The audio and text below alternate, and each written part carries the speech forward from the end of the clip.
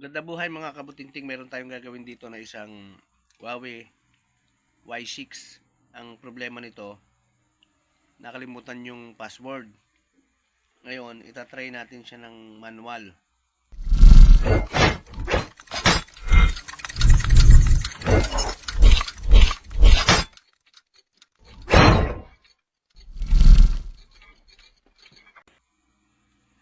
Ang gagawin nyo ganito, pinutin nyo yung power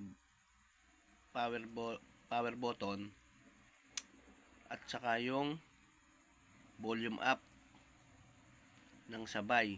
I-off nyo muna siya. Naka-off siya. Ayan o, naka-off yan. Wala kaming pakialam! Sabay yung pindutin mga 5 to 10 seconds. Ganyan. Reset yan ang tawag dyan. Ayan.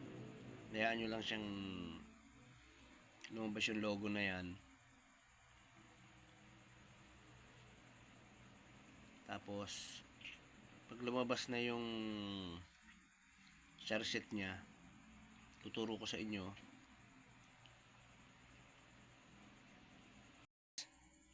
Ayan mga kamutingting, lumabas na ngayon. Mamimili kayo dyan, wipe data factory reset, wipe cache partition, save. Ang pipiliin nyo yung wipe data. Ang pipiliin nyo dito, ayan o, up and down ng kanyan pagpili, ayan o. Okay, yung power. Ayan. Ayan nakalabas o. Enter the word yes, then touch the button below to confirm. O, type nyo lang yung yes.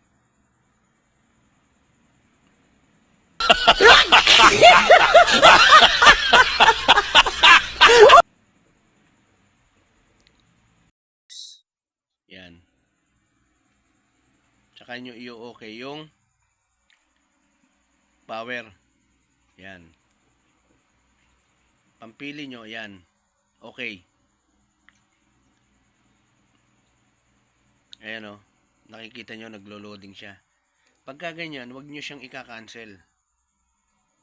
2 hours later. Kasi maaring mag-error yung system. Kaya kailangan hintayin yung mag 100%. Ayan. Ngayon, pag ganyang natapos na yung data factory reset, i-wipe cache partition nyo. Okay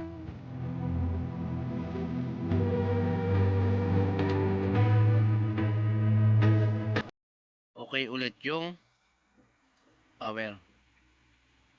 Para ma-format siya, malinis. Pag ganyan, natapos na yung wipe cache partition, i-up nyo ng volume, reboot system now. Okay. Yan. Mamamatay siya. Pag namatay siya, hintayin nyo lang siyang magbukas. Ayan. Doon nyo makikita na natanggal na yung password. Babalik sa parang bago yung unit. Ayan. Hintayin lang natin saglit. Tapos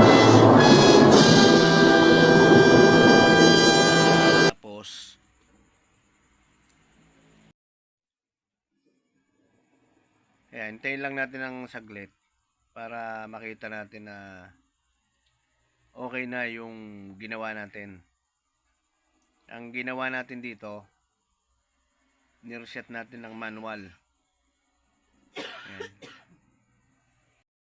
Hintayin lang natin. Medyo matagal to pag ganitong nireset yung unit. Pero hindi lahat ng unit na kukuha sa manual mga Samsung, may mga Oppo, Vivo na mga tataas na yung mga latest niya, mga latest model, hindi siya nakukuha sa manual. Kailangan na siya talaga ng computer. Ayan.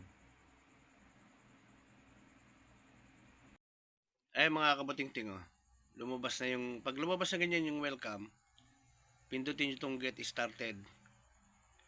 Ayan. Lalabas, mamimili kayo ngayon ng mga bansa, yung region. Yan, UK yung pinili natin.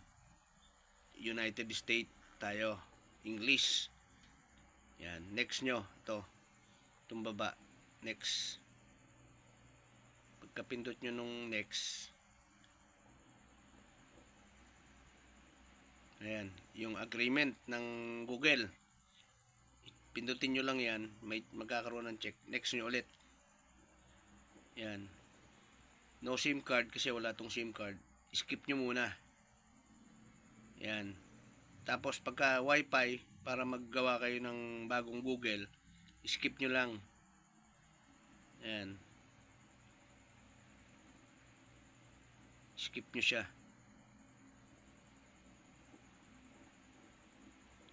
Cut mo. Skip nyo na yung wifi. Ayan. I-next nyo.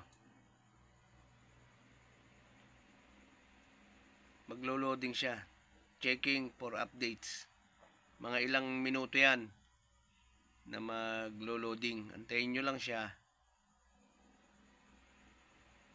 para starting na yung ating ayan.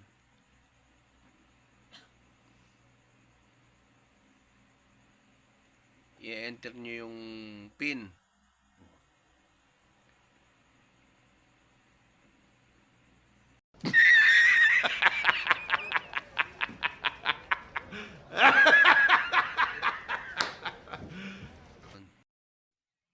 Ngayon, nakalimutan yung PIN kaya natin to ni-reset.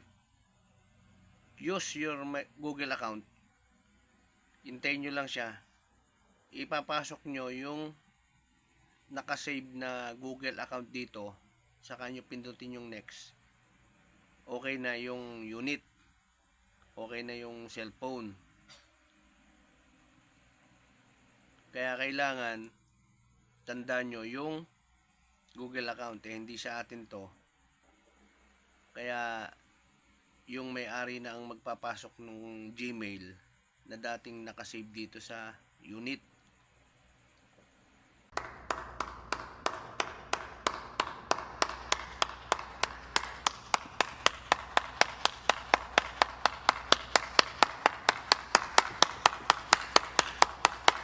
Pero pagka naipasok niya yon at in-next niya, mabe-verify na yung kanyang Google account ni Google.